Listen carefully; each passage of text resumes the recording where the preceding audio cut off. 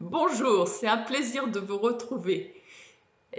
Vous reconnaissez personne là quand je parle comme ça? En fait, c'est Thierry Casanova. À chaque fois qu'il commence une vidéo, ou pratiquement à chaque fois, c'est la phrase qu'il utilise. Alors le matin, quand sur la chaîne YouTube, j'entends, parce que je suis abonnée à sa chaîne, bonjour, c'est un plaisir de vous retrouver, et que je le vois avec son tempérament de catalan nous prodiguer ses nouveaux conseils, ça me donne la pêche. Ça me donne la pêche, pourquoi? C'est parce que d'une part, ces conseils s'appuient sur des choses super intéressantes et puis qui me servent, mais surtout parce que je perçois chez Thierry quelqu'un d'aligné.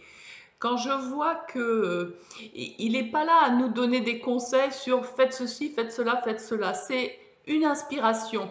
Vous pouvez faire ça. Le principe, c'est ça. Par exemple, sur le régime alimentaire, il ne va pas nous dire de manger de telle ou telle façon. Il nous dit simplement, allez-y, écoutez-vous, renourrissez le biotope qui est en vous, parce que à l'image de ce qui se passe avec la terre où on a mis des fertilisants, on a mis des pesticides, la terre n'a plus de micro-organismes qui vont la nourrir et du coup les animaux et tout ce qui provient de n'importe quelle, de n'importe quelle nourriture n'en a pas, puisque on passe tous par la terre, c'est notre lien à tous.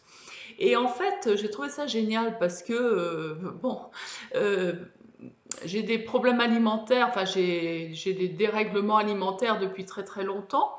Et c'est pour ça qu'aujourd'hui, l'accompagnement ressources humaines passe par l'alimentation pour moi, parce que quand j'ai fait mon burn-out, j'ai déclenché des allergies alimentaires parce que justement mon tube intestinal, mon tube digestif, pardon, était complètement poreux. Donc il laissait passer tous les nutriments en dehors de là où ils devaient aller pour nourrir mes cellules, et j'étais complètement épuisée. D'ailleurs, à l'époque, pour ceux qui m'ont connue, j'avais des boutons partout. Et c'était très très invalidant, parce que ce qu'on voit sur sa peau, en fait, c'est comment, c'est la manifestation de l'état de notre tube digestif et l'état de nos intestins. Donc vous imaginez un petit peu, quand on a des boutons, c'est pas la peine de prendre des antibiotiques pour arrêter l'inflammation, c'est pas la peine de se prendre des crèmes pour cicatriser plus vite. Revoyez votre alimentation. C'est ce que nous dit Thierry, et en cela je le soutiens. Et donc ce que j'ai trouvé génial, c'est quand il a donné le principe de base selon lequel, pourquoi il y a deux générations. Il n'y avait pas toutes les maladies qu'on a, les maladies dégénératives, les maladies auto-immunes, etc., et les maladies de dégénérescence cérébrale. Hein. D'une part parce que tout le monde était inclus dans la société, alors qu'aujourd'hui c'est simplement quand on est productif et conciliant qu'on nous donne une place dans cette société. Au niveau du travail, je parle. Avant, dans toutes les sociétés traditionnelles, y compris les anciens, avaient leur fonction. De même que l'éducation se faisait par mimétisme et accompagnement des adultes, et non pas à travers des jeux éducatifs, des jeux qui vont exacerber certaines fonctions cérébrales au détriment d'autres, et notamment de la capacité relationnelle, de notre capacité à être ensemble. Alors, pour revenir à Thierry, Thierry qui dit l'autre jour, c'est parce que notre alimentation depuis deux générations est complètement atrophiée, euh, parce que les micro-organismes ont été détruits. Eh ben, on comprend très bien que qu'on ait tendance à manger d'une façon ou d'une autre, c'est notre biotope, c'est nos fonctions d'assimilation qui ont été perturbées. Et nos fonctions d'assimilation, c'est quoi? Eh bien, c'est nous par rapport à l'extérieur, parce qu'on parle de barrière intestinale. Et faute de barrière intestinale, c'est ce que je vois beaucoup dans les personnes qui me consultent. C'est pour ça que je me permets aussi de donner des conseils nutritionnels. Faute de barrière intestinale, la personne n'a pas la perception de sa place par rapport à l'autre. Elle peut se laisser envahir comme elle peut aller envahir l'autre, puisqu'il n'y a plus de frontières.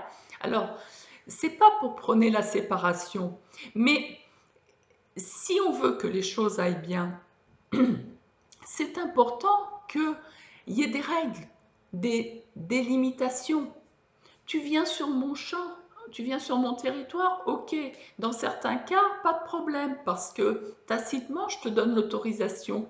Mais quand c'est pour me bousculer et puis ne pas respecter qui je suis, et en plus pour m'amener sur ta part d'ombre plutôt que sur ma part de lumière que tu contribuerais à révéler, là, ça pose problème parce qu'on est sur Terre pour révéler qui on est vraiment, pour révéler notre vraie personnalité.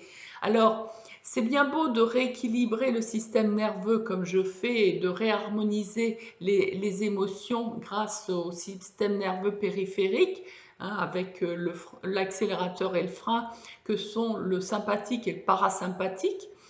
Ça fait bien sûr énormément de bien aux personnes qui le vivent. Seulement, si on n'accompagne pas cela d'une chimie qui va permettre à nos cellules de continuer de faire valoir, d'actionner, de stimuler le système nerveux en fonction de qui on va à nouveau perturber les choses. C'est un peu comme quand on a une belle voiture, la carrosserie est belle, on fait très attention à notre carrosserie, hein, on va voir des relookers et tout, on passe beaucoup de temps à acheter des fringues et puis à se mettre en beauté. C'est bien, hein, je veux dire, il y a quelques générations, on ne peut pas dire qu'on faisait beaucoup de soins de qui on était. On ne portait pas beaucoup de soins à sa personne. Et on fait aussi on met beaucoup d'énergie à savoir comment fonctionnent les différentes parties du moteur, le tableau de bord, etc. Là, on devient des experts. Que ce soit notre partie, que ce ne soit pas notre partie, grâce à Internet, pour peu qu'on s'intéresse à un sujet, on arrive très vite au niveau d'expert. Mais si dans la voiture, avec un super moteur, avec un super tableau de bord, on met le mauvais carburant, eh ben, il n'ira pas loin. Et c'est ce qui se passe pour beaucoup d'entre nous. Alors, j'ai vu en accompagnement des personnes qui n'ont même plus la sensation de la douleur ou du bien-être quand je vais stimuler certains points sur leur corps. Donc, c'est à moi de trouver ce que le corps dit à travers une tension ou pas de tension du tout, mais il n'y aura même plus l'indicateur de perception de la personne elle-même. Et puis la troisième séance, oui, ça revient. Seulement, au départ, on est presque à agir à l'aveuglette. Ceci dit, on avance et la personne progressivement commence à voir le jour. La vraie personne commence à émerger et sa part de lumière revient à la surface. Alors c'est ce que j'aime chez Thierry, c'est que sa part de lumière, elle est vraiment là. Il a failli crever ce gars-là, hein, quand même, hein. Il nous a raconté son histoire. Il y a un moment donné où il était bien près de la mort, on le donnait pour mort, on voulait le mettre à l'hôpital pour accompagner ses derniers jours. Et puis, il a eu un regain de vitalité quand il a mangé une mangue et il s'est dit, c'est ça qui va me sauver. Et voilà où il en est aujourd'hui, c'est qu'il a accompagné des milliers de personnes dans le monde sur une meilleure nutrition et une qualité de vie. Alors pour ma part, j'avais découvert Irène Grosjean et Irène Grosjean m'a fait passer à l'alimentation vivante. Et quand j'ai écouté les vidéos de Thierry Casasnova et que j'ai compris que tant que mon système digestif n'était pas suffisamment performant, ce serait difficile de me revitaliser, de me reminéraliser. Et ben, j'ai fait des jus et des jus, et j'adore les jus, et je fais des jus tous les jours et plusieurs fois par jour. J'en fais à ma famille qui adore ça. J'ai pas encore croisé une personne qui n'aimait pas les jus de fruits et de légumes. Dans mon entourage, il n'y en a pas. Tout le monde dit, mais c'est excellent. Et ce qui est extraordinaire, c'est que je fais le jus, et puis après, je vais préparer un repas. Mais si j'ai pas le temps de faire de repas, je fais le jus, et puis je continue, et j'ai pas faim. C'est ça qui est génial.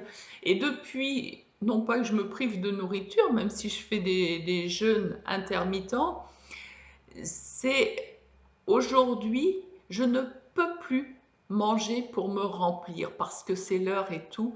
J'ai retrouvé la sensation de satiété et j'ai retrouvé la sensation de la bouchée que je déguste. Et quand je sors de table, eh ben, j'ai une énergie nouvelle. Alors avec ça, c'est vrai que c'est plus facile d'accompagner les gens. Et il y a quelque chose que Thierry a dit il n'y a pas très longtemps en parlant du sympathique et du parasympathique, hein, le système nerveux périphérique sympathique qui est l'accélérateur et le système nerveux parasympathique qui est le frein. C'est comme dans une voiture, quand vous avez le pied sur l'accélérateur, vous ne pouvez pas l'avoir sur le frein. Quand vous avez le pied sur le frein, vous ne l'avez pas sur l'accélérateur. C'est le même pied qui gère les deux pédales. Et bien dans notre corps, c'est la même chose. Je rencontre des personnes qui ont tout le temps le pied sur l'accélérateur, qui vont ne plus dormir, qui ont toujours le petit vélo dans la tête, qui tourne et qui cogitent et tout ça, et qui se sentent usées, qui savent plus quoi faire. Et tout ce qu'elles font, ça sert plus à rien parce qu'elles pédalent dans le vide, tellement elles ont sollicité leur accélérateur. Et de la même façon, il y a des personnes qui ont activé la peur, par exemple, puisque tout ce qui active le frein ou l'accélérateur, c'est nos émotions, il ne faut pas se leurrer. Alors, on peut aller voir un ostéopathe, un chiropracteur qui vont travailler les conséquences de tout ça, c'est-à-dire le muscle tendu, l'organe qui fait mal, etc. N'empêche que si on ne vient pas à la base, à la cause, qu'est l'émotion? L'émotion, c'est le mouvement intérieur. Et l'émotion, quand on n'est pas sur l'émotion de la joie, je vais y arriver, on est sur une émotion qui bloque le mouvement intérieur. C'est là qu'on va se déclencher des douleurs, qu'on va se déclencher des désagréments, qu'on va faire des choix par défaut, qu'on va vivre une vie qui ne nous convient pas.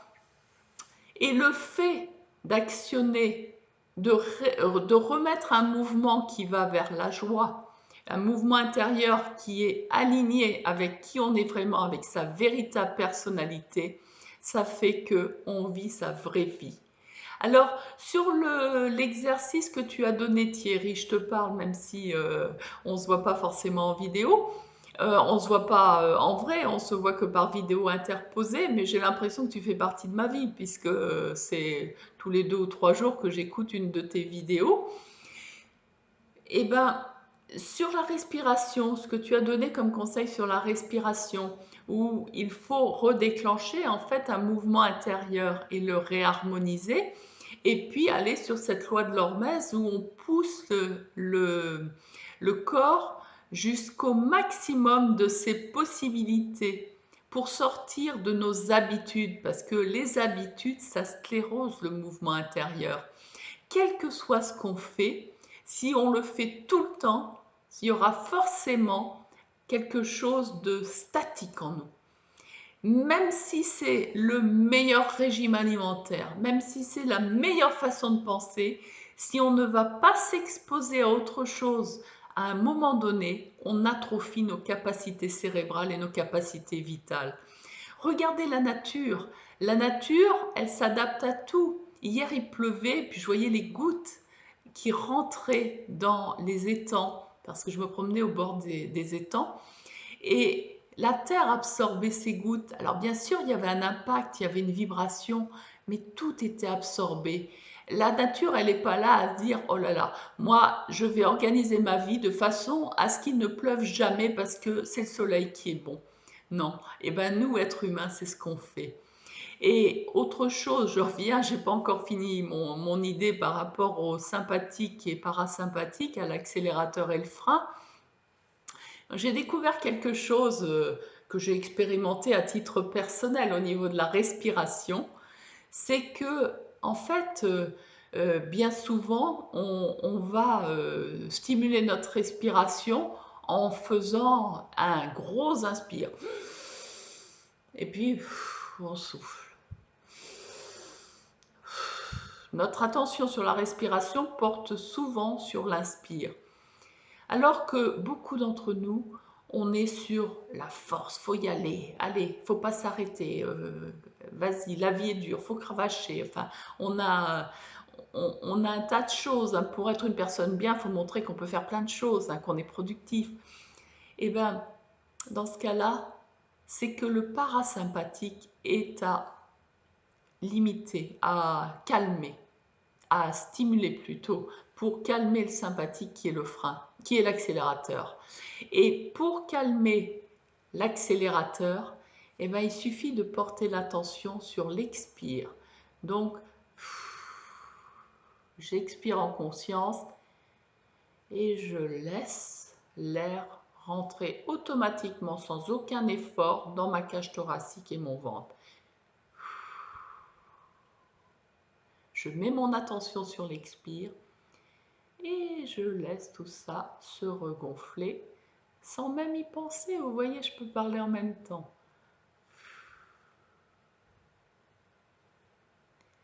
Et je laisse mon corps se remplir à nouveau d'air.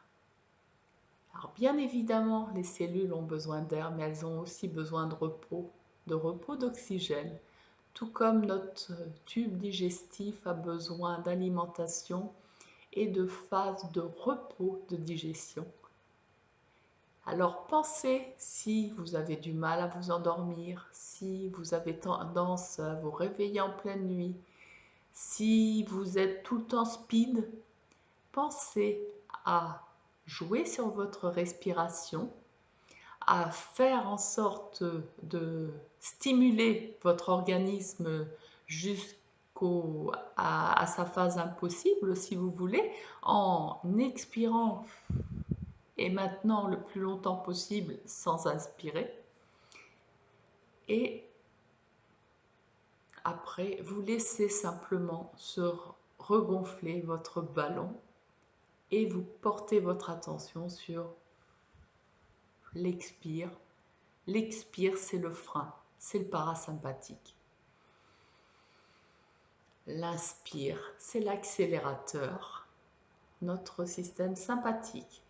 Donc, si vous vous sentez mou, attention sur l'inspire. Si vous vous sentez speed, attention sur l'expire. Bonne régénération. Pour moi, c'est bonne avancée vers qui vous êtes vraiment. À bientôt.